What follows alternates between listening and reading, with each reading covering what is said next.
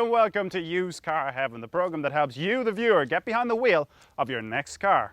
This week, we're looking at cars for weekend thrills, but which one will our viewer choose?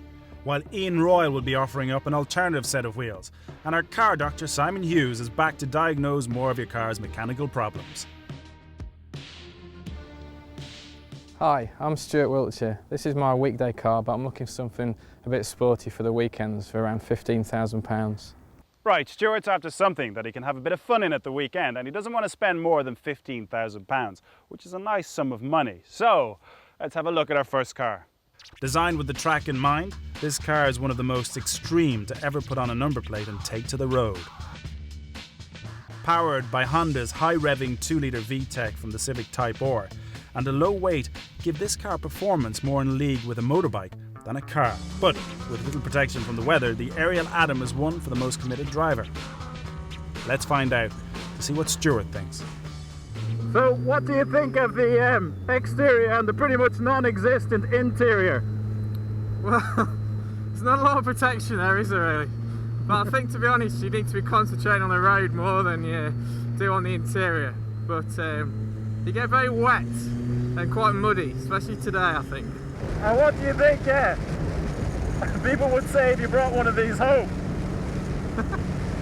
I think they think I was a bit stupid to begin with. But I think one journey in this and you'll be turned, without a doubt. And what about performance? This car is really all about performance. It kind of blows you away, doesn't it, really? Oh, it's absolutely amazing. I mean, as soon as you see it, you realise that it's going to be fast.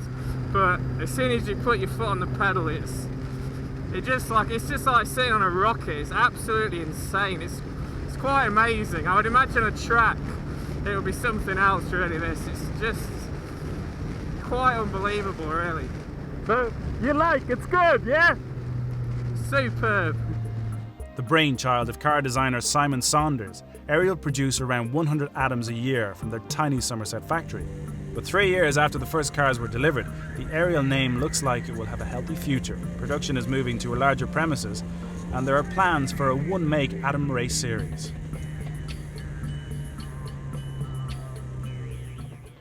So why would you buy an Ariel Atom? As a track day machine, not many cars come close in terms of performance, and out on the road, well, nothing looks quite like it. The first cars were powered by the Rover K-Series engines, but the newer models like this one's powered by the Honda Civic Type R 2-litre unit. Both are very powerful, reliable and inexpensive to service. This is weekend motoring at its most extreme. New Atom prices start at just under £20,000 for a 160 brake horsepower Honda VTEC powered car, rising to £24,000 for the 220 brake horsepower model we have here. Atoms hold their value incredibly well, so Stuart's £15,000 will limit him to an Atom that is around 3 years old with a 120 brake horsepower Rover K-Series engine. He shouldn't let this put him off too much, as even with less power, the Atom's low weight gives it the acceleration to crack 60 in under 5 seconds. But what will Stuart think of the Ariel Atom? Alright, Stuart, so what did you think of the Atom? That was quite amazing, to be fair. Just quite scary, but amazing at the same time. You were scared. Oh yes. I was in the passenger seat. Do you think it's powerful enough for you? I think it's quite powerful enough, to be fair. I think it would be even better out on the track. Yeah. But no, it just makes you smile quite a lot and giggle, I think, really. I wasn't smiling or giggling.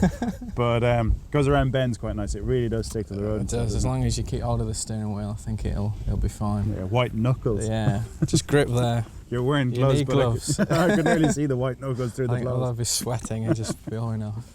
Well, listen, don't make up your mind yet, because I've got a couple more cars for you to have a look at. So, let's have a look at the next car. This car is from a manufacturer we don't usually associate with small sports cars.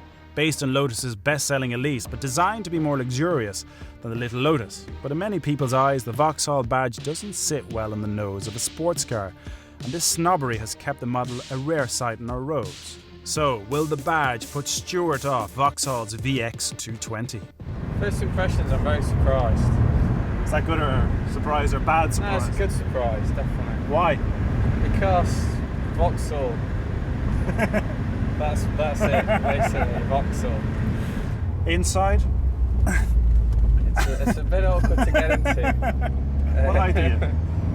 About just over 6 foot. Yeah, I'm 6'2". You wouldn't want a big girlfriend, would you? No, not really. Nice.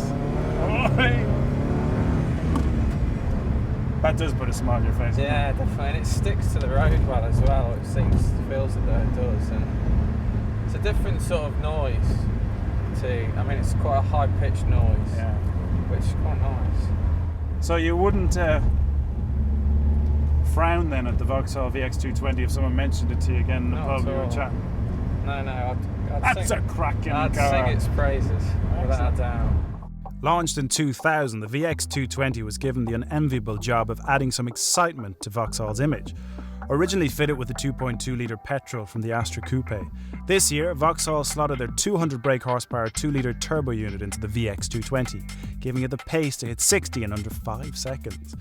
Don't confuse the lack of sales with the lack of ability. This VX220 is based on one of the finest sports cars of the last 10 years, the Lotus Elise, and it inherits that car's driver ability. Now, Vauxhall have been going on about the fact that this car is better equipped than the Elise, but to be honest with you, it's still quite sparse. You get anti-lock braking, you get a driver's airbag, and the roof mechanism isn't as complicated as the Elise is. What I do recommend you do is forget about all the chat you've heard about the Vauxhall badge. This car is cheaper to buy, cheaper to insure, and cheaper to service than the equivalent Lotus Elise. So, what should you pay for a Vauxhall VX220? The first 2,000 cars are hovering around the £12,000 mark, making them over £3,000 cheaper than the equivalent Elise. While the turbo models are still well outside Stuart's 15 grand price range, he should be able to find a good 2001 car on a 51 plate for his money. But what does he think of Vauxhall's VX220? So, what did you think of Vauxhall's VX220? It's really nice. I was really quite surprised, to be honest. Why? Because it's Vauxhall and the badge is a bit, well, considered a bit dodgy, you know. It's not really this kind of car, but having driven it, it's really, really nice. It's based in the Lotus, so I mean, it shouldn't have been that much of a shock. Well, yeah, but it's not got the crucial Lotus badge, which I think is one of the key things. But no, it handles really well, and you can feel what's going on in the car, and it's got similar sort of acceleration to the Atom, but hasn't got the scare with it. Perhaps it feels a bit more controlled. But no, it's a very nice car. I think the Vauxhall badge, perhaps you could pass it by. I'm not sure yet. Well, I think the Atom still has put a bigger smile on your face, but I've got one more car for you to have a look at. But right now it's time to join our car doctor Simon Hughes, who's been going through your emails to solve more of your mechanical problems. Now I've got some tyres here with extreme wear on them, but with tyre wear you've got 3 main types. This type, where we've got just wear on one shoulder of the tyre here, and this side is perfect really, there's loads of tread left. That shows that if you've got wear on one side of the tyre, the tracking is out and needs adjusting, okay? So that's tracking. With this one, we've got wear on both shoulders and lots of tread in the middle. That's nothing to do with tracking. So that is to do with the tyre being under-inflated. So the driver has been using that vehicle with not enough air in that tyre. So that's self-inflicted wear. The third type, you can see there's plenty of tread on the 2 shoulders, but it's worn in the middle. That is also nothing to do with tracking, and again it's to do with tyre pressures. And this tyre has been run over-inflated, so that means the driver's been running around with a few PSI more than they should be doing. Again, self-inflicted. So these two, if you had this type of wear, either both shoulders or worn in the middle, you don't need your car tracking. This one you do, so hopefully you won't get your leg pulled. If your car has got uneven wear on just one edge of the tyre, then take it for tracking, and if you're not quite sure what's being done, you can get your car tracked using electronic gauges, which will actually give you a printout before your tracking job and after, so you can actually see what adjustments have been made. Hopefully that way you won't get your leg pulled over your tyres. I'll be back next week with some more top tips on how to save money with your motoring. Well, so far, Stuart's been out in the VX220 from Vauxhall and the Ariel Atom. And make sure you join me after the break when I'll have another car for him to have a drive in, and Ian Royal will be here with his alternative. Plus, if you've taken a fancy to any one of these cars so far, I'll be telling you what to look out for if you're thinking of going out to buy one of them. We'll see you in a minute. Good luck.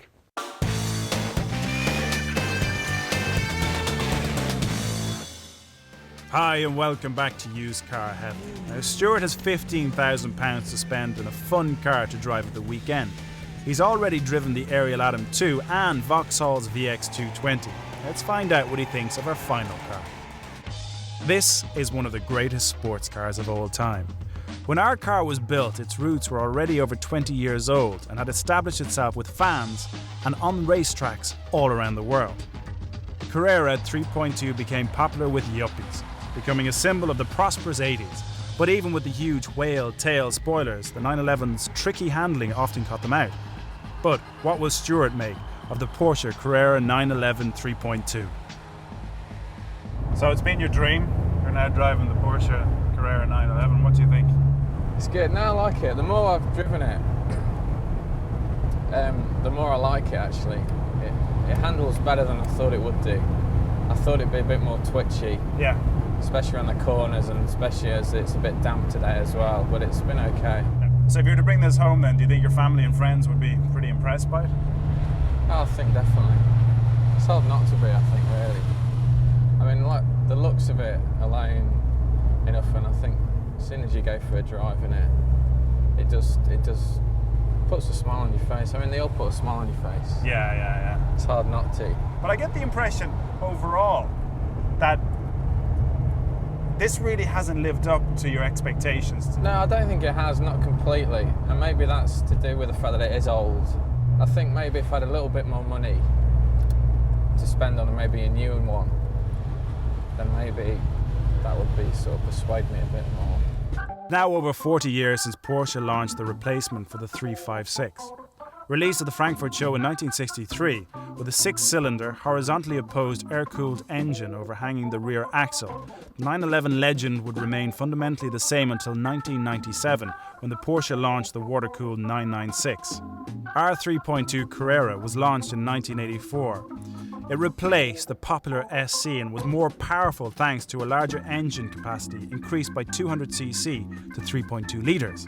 And it wasn't just the 80s yuppies who loved the car. In retrospect, 911 fans consider the 3.2 as the last real 911, before the introduction of the 964 in 1989. Apart from being one of motoring's all-time greats, 911 ownership has an awful lot going for it. This particular car here has a reputation, and rightly so, of a supercar that you can drive every day. And if well looked after, you can put huge mileage up on them. Now, there's an awful lot of Porsche specialists around, which means it keeps down the cost of servicing. The 3.2 Carrera introduced the electronic fuel management system, which helped with performance and with economy. It's not unusual for these cars to return around 29 miles to the gallon, which is very impressive for a car that can get up to 150 miles an hour. So, what should you be paying for a Carrera 3.2? With these cars, condition is more important than age. After all, even the last of the 3.2s are over 14 years old now. Prices in the low range start at around £10,000, but for Stuart's 15 grand, he should be looking at a good coupe or a slightly scruffier cabriolet. But let's find out what he thinks of Porsche's 911 Carrera 3.2 cabriolet. So Stuart, eventually you've gotten into a Porsche 911. It's been an ambition of yours all your life, you were saying. Yeah, it has, yeah. What's the verdict? It's not quite what I was expecting, to be honest. The engine sounds amazing. When you start it up, it just roars. It's got like a sort of deep grunt to it. But you can just feel that it's a lot older car compared to the other two. It's a lot heavier to drive. You sound to me like you're afraid to say it, but you're slightly disappointed with it. Yeah, maybe slightly, to be honest. After all those years of waiting. I think I'd be won over on the looks more than the drive, but after driving it, I don't think it's as much fun as the other two. All right, well listen, I've shown you my 3 cars and you've driven them all. I think you've enjoyed them, some more than others, but don't make up your mind just yet because we've one more car for you to have a look at. That's our alternative car, and here's Ian Royal. If Stuart is looking for a high-performance car that he can have a bit of fun in at the weekends, then I would suggest he try and find a good one of these. It's the Mitsubishi Lancer Evo 5. The Mitsubishi Evolution story starts back in the early 90s, when the Mitsubishi Rally Art team decided to build a rally car out of the Lancer saloon, the Evolution 1. Back in 1998, Mitsubishi didn't officially sell their Evo 5 in the UK, so enthusiasts started shipping them over from Japan in small numbers. It may not be the prettiest of things, this Evo 5, and skirts and spoilers have had a bad press recently because of young lads in baseball caps who like to glue them all over their Vauxhall Novas. But on the Evo, these things are not just there for show, they do mean business. Under the bonnet lies a 2-litre turbocharged engine that pumps out 276 brake horsepower. But the really clever bit about the Evo 5 is what's underneath. Incarnations of this car have won rally championships and races for years and years and years. However, somebody at Mitsubishi forgot to take out the rally-winning hardware before putting this car on the road. Making sure all 4 wheels put down all that brake horsepower is one of the most advanced 4-wheel drive systems known to man.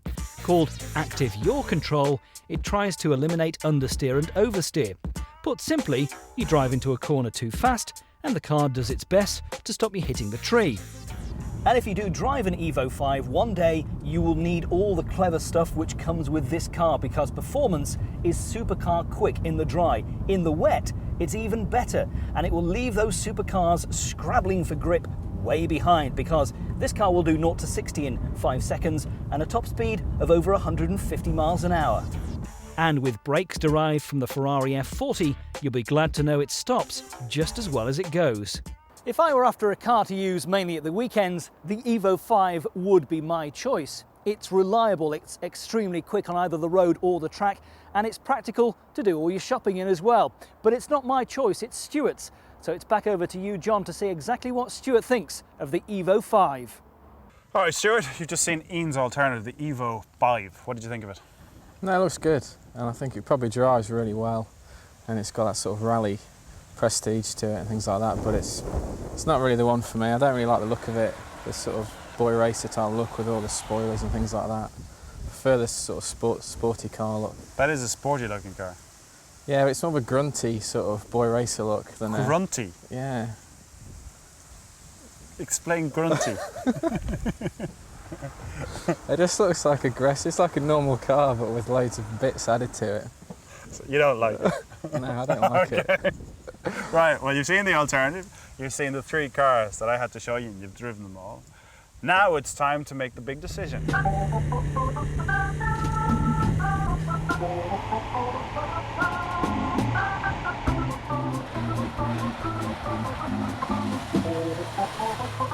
All right, Stuart, it's been a fun day.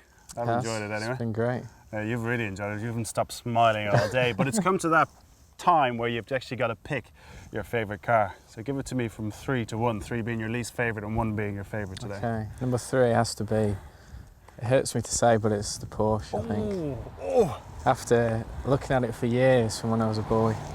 But because that's the first thing you said to me this morning, was you absolutely love Porsche. It's my dream car, really. And you put it into 3rd place. Yeah. Why?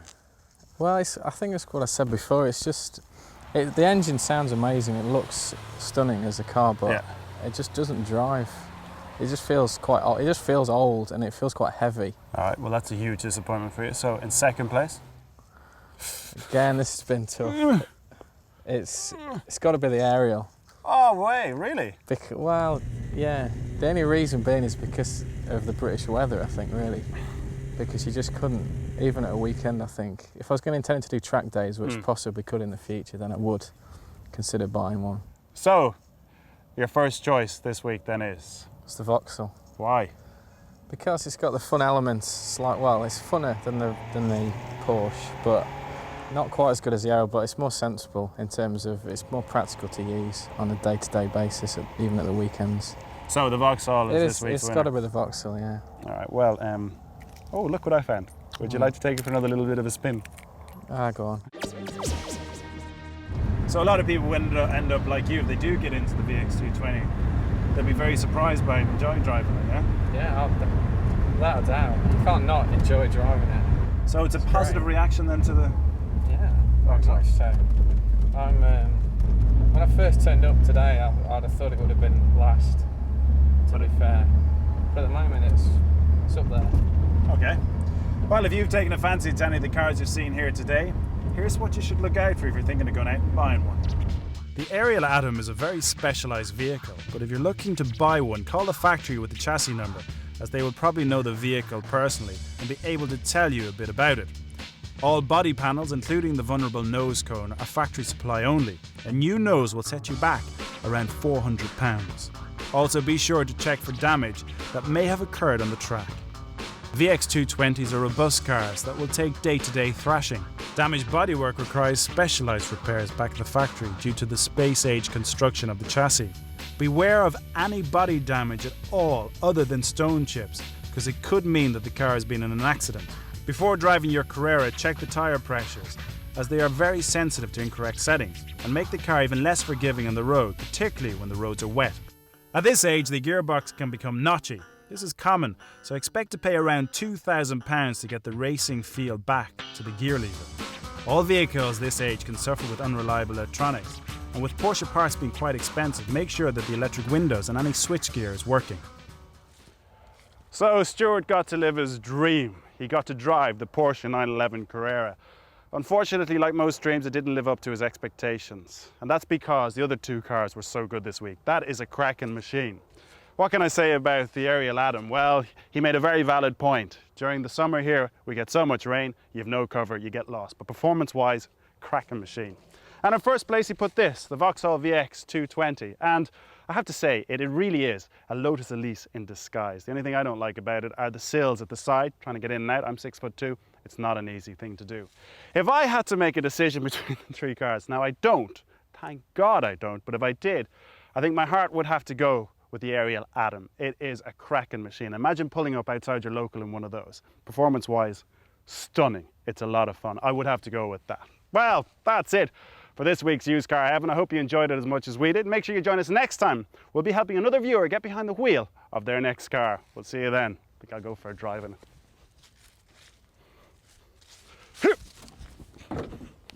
it.